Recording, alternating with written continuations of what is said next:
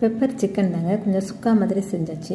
இது வந்து கொஞ்சம் ட்ரையாக இருக்கிறப்ப ரொம்ப டேஸ்ட் ரொம்ப நல்லாயிருக்கும். சில பேருக்கு இப்படி வச்சு சாப்பிட பிடிக்கும். இப்போ நான் இதில் காயெல்லாம் போட்டு பிசைஞ்சு சாப்பிட்றேன் பார்த்தீங்களா, அதுமாதிரி இந்த மாதிரி நான்வெஜ்ஜில் ட்ரையாக செஞ்சு வச்சுட்டு இந்த சாதத்தில் அந்த மசாலா பிரட்டி சாப்பிட்டுட்டு அதுக்கு பிறகு கொஞ்சம் ரசம் போட்டு சாப்பிட்றது ரொம்ப சூப்பராக இருக்கும். இது வழக்கமாக இஞ்சி பூண்டு தக்காளி வெங்காயம் எல்லாம் வதக்கி அடுத்தது சிக்கனையும் போட்டு வதக்கிட்டு அதில் இந்த 2-3 காய் இருக்குது பார்த்தீங்களா, அது வந்து கோவக்காய், ஒரு 3 காய் கோவக்காய் லெஃப்ட் ஓவர் இருந்ததால் அதையும் சேர்த்து போட்டு வதக்கி நல்லா உங்களுக்கு என்ன மசால் பிடிக்குமோ உங்கள் வீட்டு ப்ரிப்பரேஷனில் இல்லை ரெடிமேட் இன்ஸ்டன்ட் பவுடர் வச்சுருக்கீங்களோ எதையோ ஒன்று போட்டுக்கோங்க. பட் வந்து நம்ம வீட்டில் ரெடி பண்ணி போடுற பவுடர் ரொம்ப சூப்பராக இருக்கும்.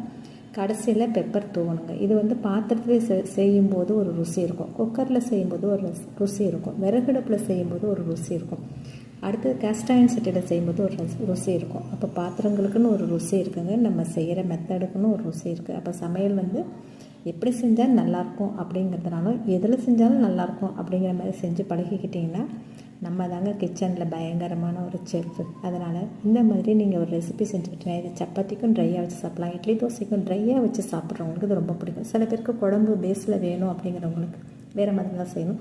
இதுக்கு ரசம் தயிர் இருந்தால் போதும், இந்த ஒரு ரெசிபியே போதுங்க.